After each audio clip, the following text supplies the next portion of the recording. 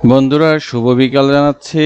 Market প্রতিদিনের মতো বরাবর আজকেও কারেকশন হয়ে গেল। আজকে যদিও 10 পয়েন্ট কারেকশন হয়েছে, কিন্তু সেটা যেহেতু 5,800 পয়েন্টের উপর থেকে কারেকশন হয়েছে, তাহলে আমরা হিসাবে ধরে নিতে পারি 5,765-তে হয়েছে, মানে 35 পয়েন্টের কারেকশন আমরা বলতে পারি। এটা -10 হলেও, তো সেই ক্ষেত্রে 482 কোটি টাকার ট্রেড, যেটা গতদিন 540 কোটি টাকা হয়েছিল, 40 কোটি টাকার মতো কম হয়েছে। আর 106টা মাত্র অ্যাডভান্স দেখাচ্ছে। এই হচ্ছে টোটাল বাজারের চিত্র। আর আমরা যদি আরেকটা জিনিস দেখতে চাই, সেটা হচ্ছে টপ 10-এ যে শেয়ারগুলো অবস্থান করেছে, তার মধ্যে দুইটা শেয়ার মাত্র, একটা 9%, একটা 8%-এর মতো হিট হয়েছে। আর সবগুলো 6%, 5%, 3% করে কিছুটা বেড়েছে। তো তাহলে বাজার এরকম কেন হচ্ছে? আমরা ঈদ পরবর্তী স্লোনেস বলতে যেটা বুঝাচ্ছি, আসলে কিন্তু সেই স্লোনেসটা এখন, এটা কিন্তু সেই স্লোনেস না। বাজারের যে লম্বা পতন হয়েছে, সে লম্বা পতনের পরে এখনো পর্যন্ত বাজার কিন্তু ঘুরে দাঁড়াতে সক্ষম হচ্ছে না। তাহলে সেই জায়গাটায় আমাদেরকে কি কি স্ট্র্যাটেজির মধ্যে দিয়ে যেতে হবে, সেটা একটা আমরা বাছবিচার করতে পারি। আমরা যদি H1 চার্ট দেখতে চাই, সেটা অনুসারে একটা রেজিস্ট্যান্স ড্র করা ছিল।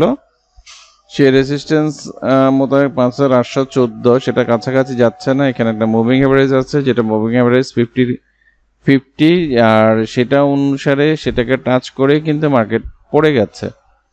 তো H1 চার্টে আমরা যেটা দেখতে পেয়েছি, সেটা অনুসারে আমরা ক্লিন একটা রেঞ্জিং হচ্ছিল, সেখান থেকে হয়তো একটা বাউন্স ব্যাক হবে, কিন্তু সেটা না করে বাজার ঠিকই পরবর্তী 2 ঘন্টা এখানে সাপোর্ট ভেঙে নিচে পড়ে যায়। তাহলে এর পরবর্তী সাপোর্ট কোথায় আছে? 5,763-র পরে 5,730 পয়েন্টের কাছাকাছি একটা সাপোর্ট আছে। এর আগে আমরা তেমন কোনো সাপোর্ট দেখতে পাচ্ছি না। এই 30-35 পয়েন্ট পড়তে আসলে 2-4 মিনিটেরই একটা ব্যাপার। আর আওয়ারলি চার্ট অনুসারে যদি ডে চার্ট অনুসারে যদি আমরা দেখি, ডে চার্টও একটা স্ট্রং সাপোর্ট জোনের মধ্যে দাঁড়িয়ে আছে, কিন্তু এটা আদৌ কতটুকু টিকবে বলে আমার মনে হচ্ছে না। কারণ এখানে এর নিচেও একটা সাপোর্ট আছে 5,730-35-এ, সেটাতে এসে যদি মার্কেট ঘুরে যেতে পারে, তাহলে আমাদের জন্য অনেক ভালো। এটা যদি এখানে যদি না টিকে, তাহলে কিন্তু অনেক নিচে অনেক লোয়ার লো তৈরি করার সম্ভাবনা আছে।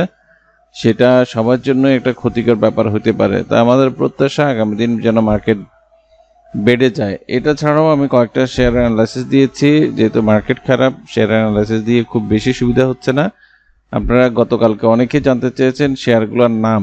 শেয়ারগুলোর মধ্যে 1 নম্বরে একটা ছিল আইপিডিসির আমি অ্যানালাইসিসটা করেছিলাম।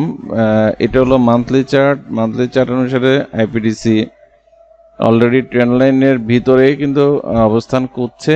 আর একটা মেজর সাপোর্ট জোন ছিল 23 টাকার কাছাকাছি, এখন সেটাতে কিন্তু বাজার টাচ করে উপরে উঠে 26.50-এ অবস্থান করছে।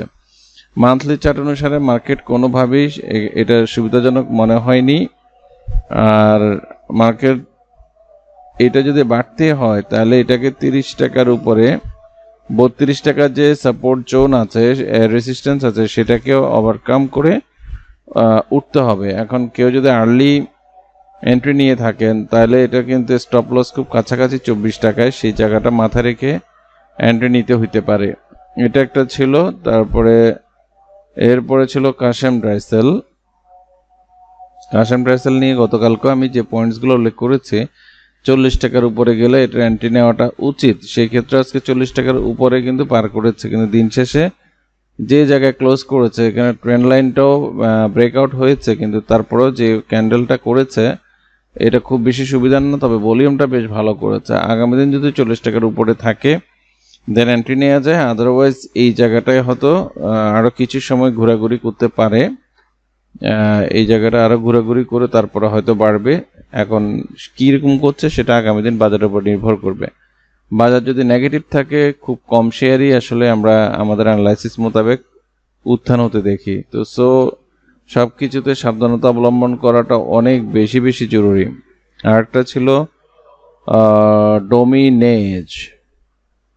ডোমিনেস ছিল আমার আরেকটা অ্যানালাইসিসের মধ্যে, সেটা এক্স্যাক্টলি ডোজি স্টার দেখেই কিন্তু অ্যানালাইসিসটা দিয়েছিলাম, কিন্তু ডোজি স্টারের একই জায়গায় আজকে প্রাইস ক্লোজ করেছে, 10 পয়সাও 1 পয়সাও বাড়েনি। তো সো যে ক্যান্ডেলটা করেছে সেটা সুখকর না, তবে নিচে যেহেতু ক্লোজ করেনি এখনো আমরা হতাশ হতে পারছি না।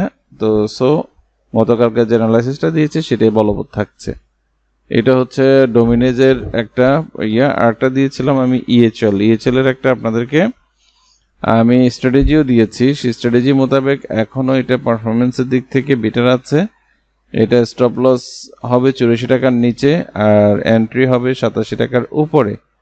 এখন তারপরেও এটা যেহেতু মোগেমেরেস 20-র উপরে আছে সেই জন্য এই শেয়ারটাকে আমার বাছাই করা আছে। এত মাইরের মধ্যেও কিন্তু শেয়ারটা কারেকশন হচ্ছে না, এটা একটা ভালো ব্যাপার। এখান থেকে হয়তো একটা ভালো মুভ করবে ভলিউমটা পাইলে।